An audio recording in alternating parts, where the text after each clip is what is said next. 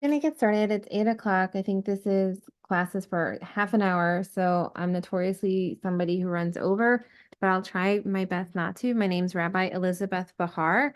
I'm the rabbi at Temple Beth Israel in Macon, Georgia. And this is the class on the counting of the Omer. So in case you're curious, what are we doing and what's going on? We're counting all the way from Passover up until our highest spiritual moment of Shavuot. I'm sure most of you are familiar with it. If you want to go ahead and give a thumbs up sign if this is something that you've previously attempted to do before or not, that's fine. Thumbs up, yes, okay. You can hit it in your reactions. So I think here I kind of yeah. Yes, Myra? Oh, okay. Just to be clear, I didn't mean to hit that button yet. Um, we've gone from a place of contemplating what does it mean to be in Mitzrayim, in our narrowness, in a sense of constriction. And now we are progressing toward a place of freedom. We spend the next 49 nights and days in an attempt to align ourselves with all the different attributes of holiness to become able to receive the gift of revelation and whatever that looks like for us personally. When the temple was destroyed, the rabbis, I think, really contemplated what's the point necessarily of all the counting. Some of these rituals that we do are obviously related to temple worship, temple practice. The Kabbalists came along and breathed new life into the significance of these and mapped out onto the Kabbalistic tree of life, a symbolic representation of both the flow of divine energy and the life force from the Keter or the divine crown all the way down toward us in this world where we are able to receive it. Accordingly, there are 10 sefirot. Each of these is one sphere describing part of God's attributes, energies, and aspects. The upper three, I'll ask you to forgive me. I was in a car with my stumbling of words. I was in a car accident several months ago and I had a concussion and I'm still stumbling sometimes. So I hope that doesn't impact your ability to understand me. But the upper three sefirot of Keter, Chochmah, and Bina are not included in this practice. They're simply beyond the realm of what we're really able to understand. But what the Kabbalists did was really focus on these 7 lower sefirot, recognizing that each of the weeks of the 7 correspond to one of these messages. So traditionally, we begin with Chesed, which is loving kindness, and we'll get into a definition of that in a minute. But I want us to start with really just the blessing. And this, by the way, comes from reformedjudaism.org. So since it's the second night for us who's counting, oh, today I put in today's day 1, but it's really day 2.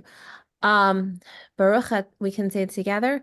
Baruch atah Adonai Eloheinu melech haolam asher kiddushanu b'mitzvotav v'tzivanu al sfirat haomer. Blessed are you, Adonai our God, ruler of the universe, who sanctifies us with mitzvot and commands us concerning the counting of the Omer. Hayom Yom Sheni LaOmer. It says Yom Echad.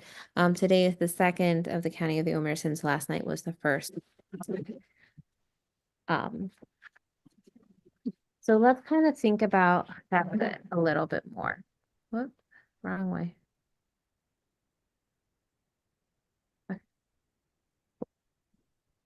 So Chesed. So what do you, when you think of the word Chesed, I'm inviting you to kind of go into the chat and type your understanding or maybe a one-word definition for chesed.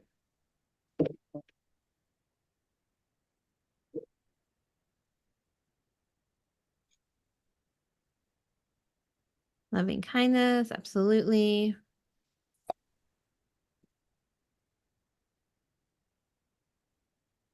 Empathy.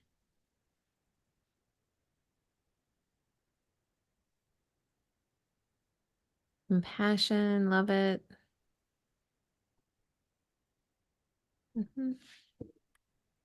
Giving, kindness and compassion. Yeah.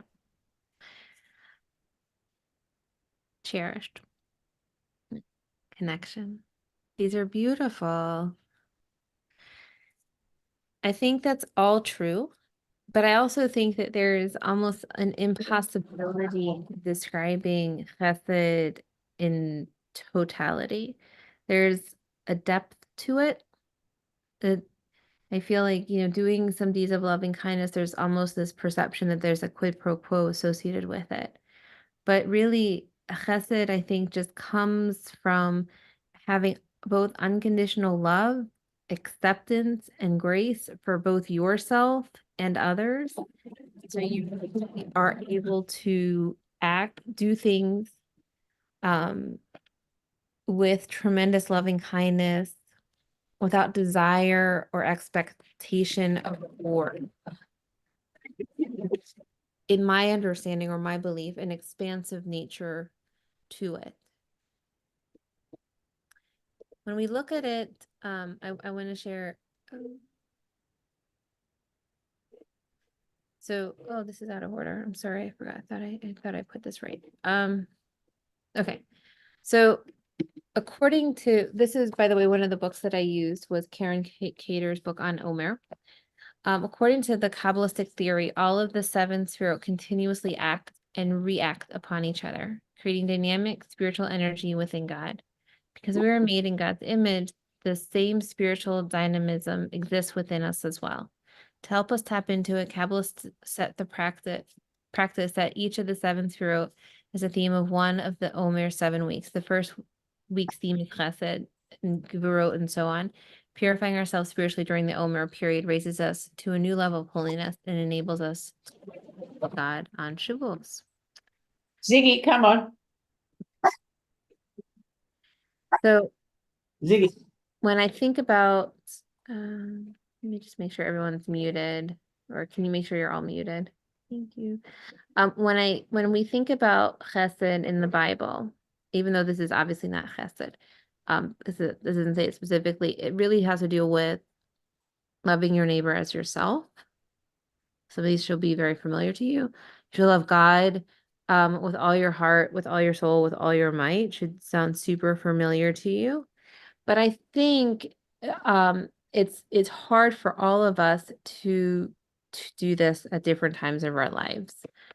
There are moments when we don't even love ourselves. How can we love our neighbor? There are moments when we're not even sure where God is in our lives. How are we going to be able to love God? There are moments when all of us go through the challenge of loneliness and face things in our lives that push us in ways we didn't expect or even want. And so the whole idea here, I think, and one of the things that I love to preach about, frankly, is that when we think about the process of love and the idea of having chesed, that it's a spiritual practice, that it's not so easy to do. If it was easy, we would all be engaging around the world with kindness and compassion. But the truth is, at least for me, when I open up my TikTok feed for however long I still have TikTok, I don't see all kindness and compassion coming through. I see a lot of fear. I see a lot of anger. I see people projecting it out onto others. And when we're told and taught that we're made in the image of God and we're supposed to go back and love God, how are we able to to do this if we don't love ourselves, if we don't even love ourselves. So just something to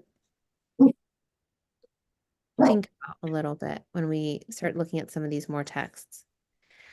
I'm sure this is familiar to many of you, this text that the world stands upon three things: on Torah, on Avodah, and on Gemilut Chasadim.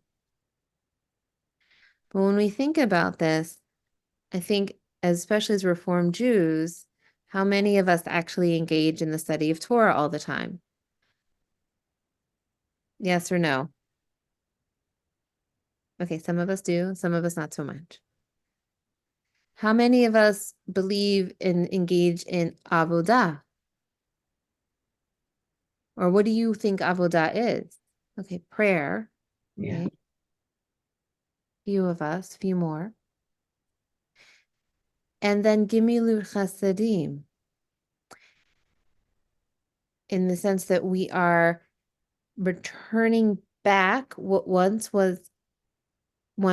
back toward God too, in love and service.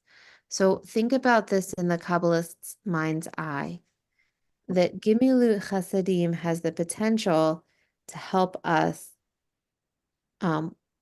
give back to God and create that wonderful circle and cycle of perpetuating goodness around the world. And one of the beliefs that I have, or loves that I have, when thinking about this quote specifically, is that when I read the prayer Elu Devarim, it reminds me that by studying Torah, all of the mitzvot give us back toward doing good things. When we do acts of service, that reminds us that we're all created in the image of God. No one's blood is redder than anyone else's. And when we engage in acts of loving kindness, we're repairing the world and truly trying to put each of the pieces that are out of place back in place. And what I most love about this is that we're a partner with God. And the second quote from Pirkei Avot, does anybody feel like reading other than me?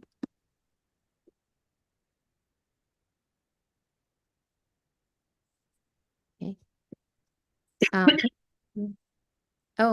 Sure, Enigma. He, Rabban Yohanan, said to them, "Go forth and observe which is the right way to which a man should cleave." Rabbi Eliezer said, "A good eye." Rabbi Joshua said, "A good companion." Rabbi Yossi said, "A good neighbor." Rabbi Shimon said, "Foresight." Rabbi Eliezer said, "A good heart." He, Rabban Yohanan, said to them, "I prefer the words of Eliezer ben Arak, for in his words all the words are included." So, what do you think? Yeah. So how do we make sure that we're how do we get that direction toward Gemilut Chasadim? If we believe that walking that path is just that, we are walking a path. And when we veer off the path, which is inevitable, it happens, we're able to get most quickly back on that path of having compassion, of giving back, of being present. So I like this idea that Elazar said, that we're focusing on having a good heart, good intention, pure heart. And I think since many of you, I hope, are going to stay, do this through the entirety of the 7 weeks, I want you to have a good heart with yourself too. When you forget to count the Omer one night, aren't able to sign on, get pushed by something or a stressor, that you do this with compassion towards yourself, that you have that good heart for your own needs.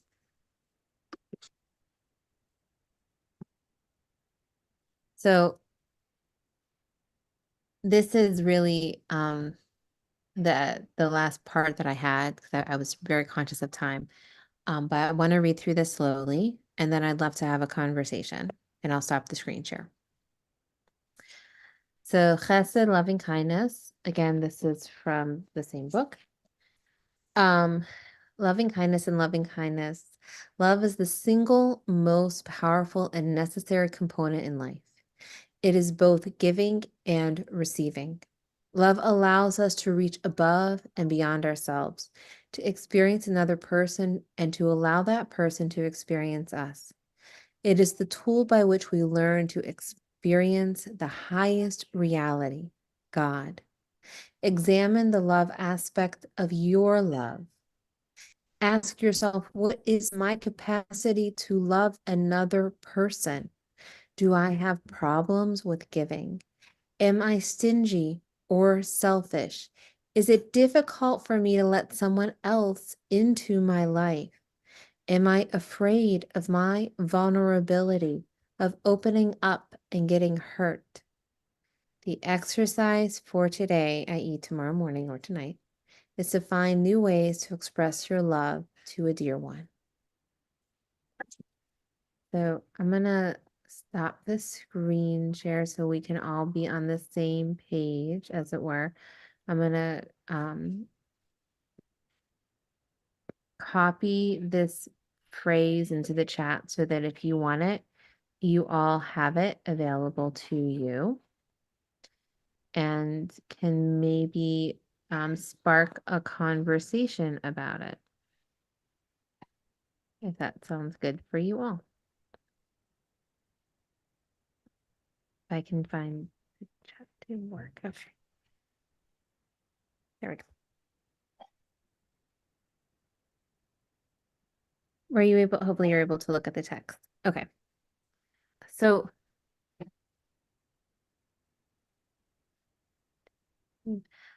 do you guys have any thoughts about any of this?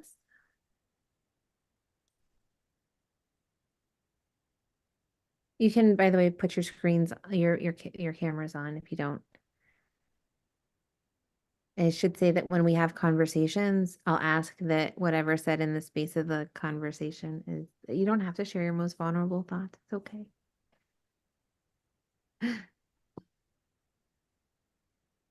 Is this your thought?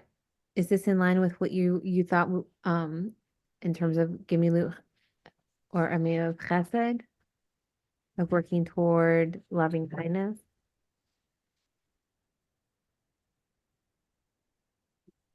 Or loving kindness within loving kindness?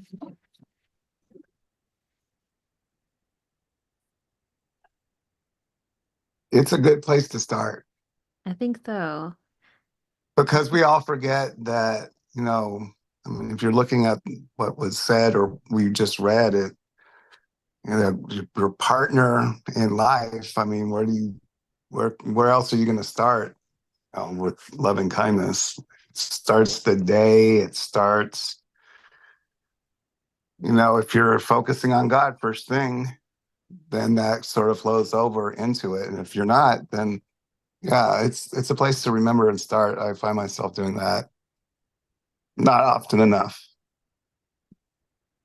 I think that in today's society, like with what recognizing since October 7th, since all the protests that are going on, I find this although more so challenging, to be totally blunt with you. How much more so is it challenging to be able to look at everybody around us with compassion and ourselves, even when we ourselves are being triggered by what we see. I am sure for many of you in this room, listening and seeing at what's going on at Columbia University at NYU is in of itself very triggering. And how can we have compassion for ourselves? How can we have compassion for others as we enter this time period? Yes,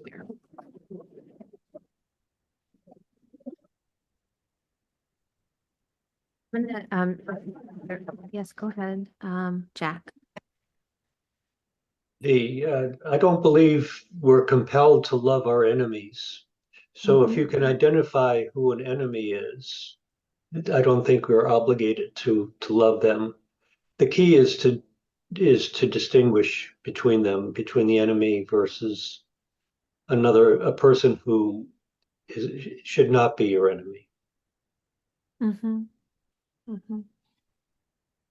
And I mean the fact that you brought up October 7th, so what comes to my mind is I think we have a very clear, as Jews, we have a very clear enemy among the people of Hamas and Hezbollah, but not necessarily the average citizen of Gaza, the West Bank.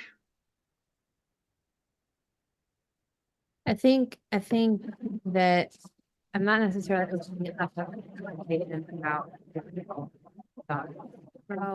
what the Hezbollah and Hamas is to us tonight. We only have 9 minutes left for the class. And I have no doubt that in this chat room alone, there's people who are literally all across the political spectrum. So I really want to take that into account and recognize that everybody's opinion and emotions are valid. And I want to also, just offer a different reading. So if you want to just close your eyes for a minute.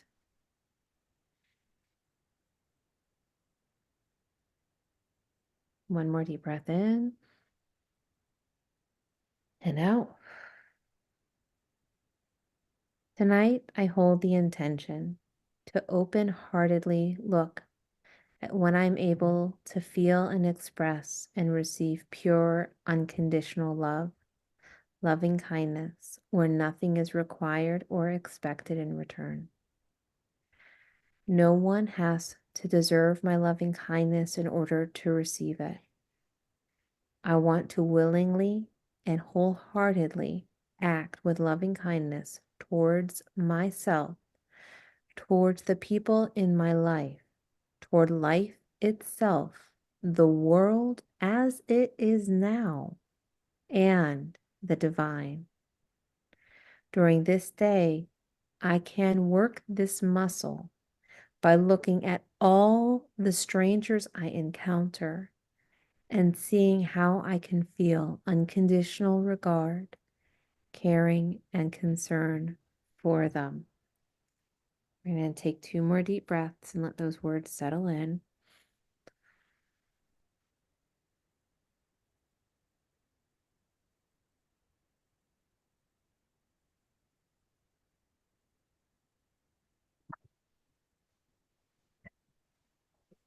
Just a little bit of a different twist, but more again on loving kindness at yet another level, like an even deeper level.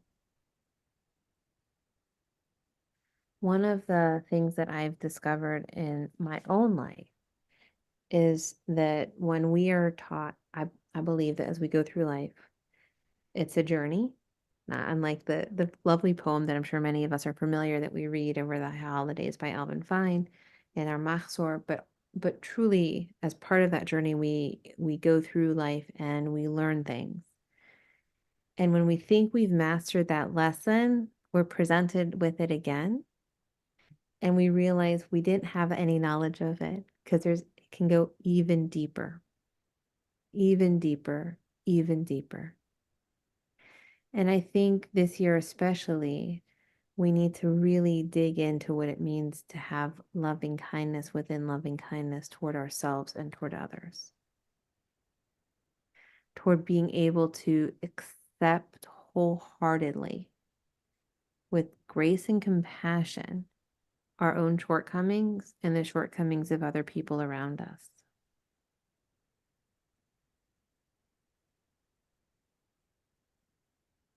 So again, I'm going to take another moment to open this up for comments. So if you guys have any comments.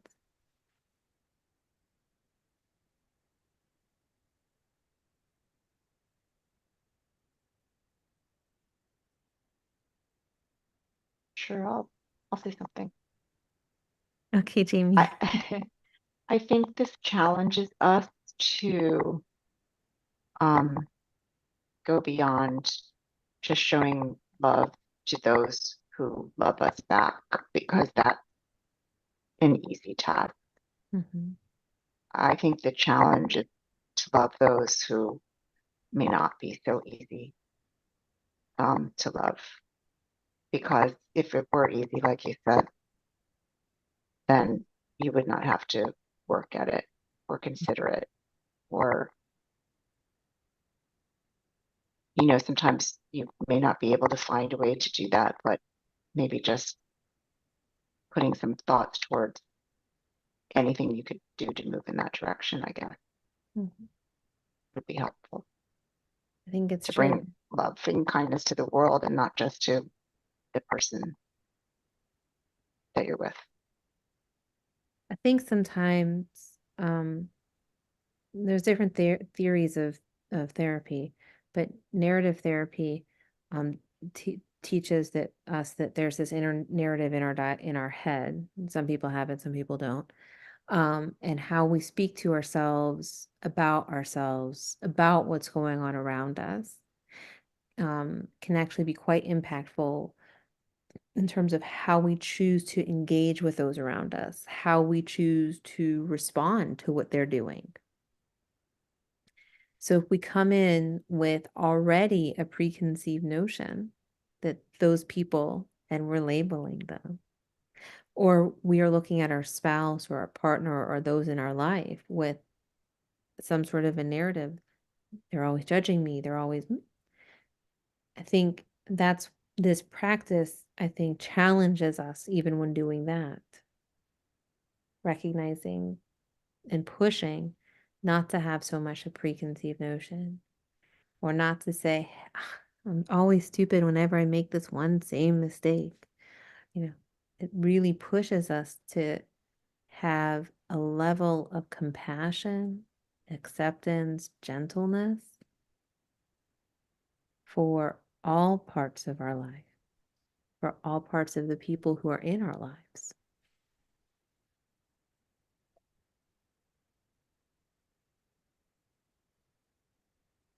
Any other comments? You guys were quiet tonight. Maybe it's because it's the first class.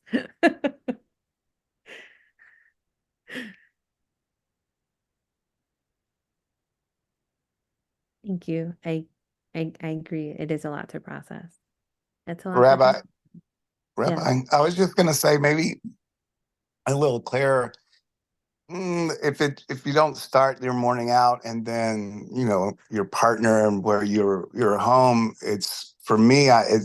There's no way to extend that courtesy and loving kindness to others around me. And then in the broader sense, even further out there, the conflict and the situation.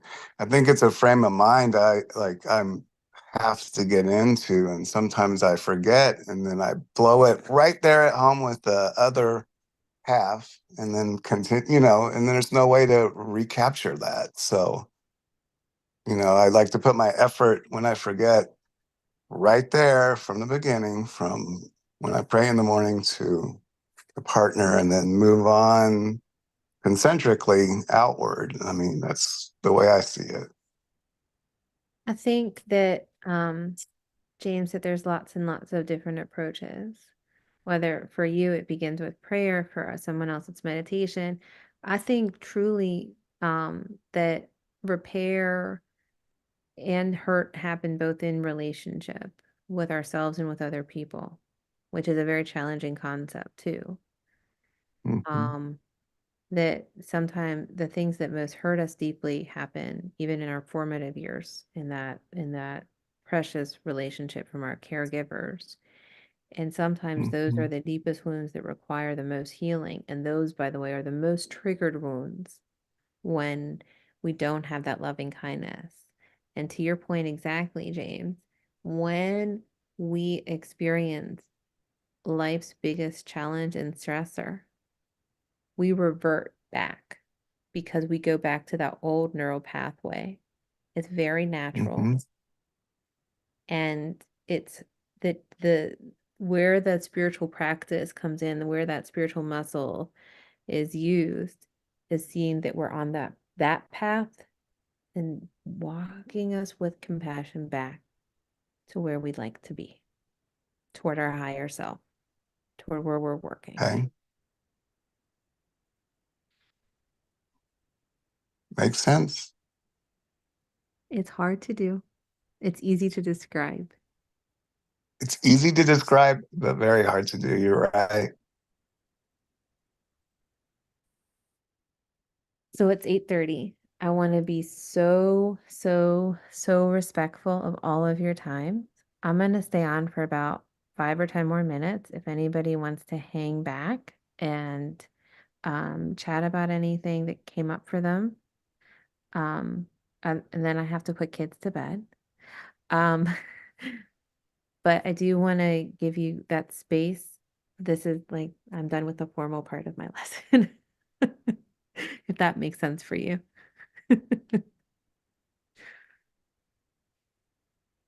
Jamie, I'm happy to see you. Nice to see you too. I hope you enjoyed the Seder last night. I did. I told Allie all about it. All right, well, have a good night, everyone. You too. Thank you, Rabbi. This was very nice. You're welcome.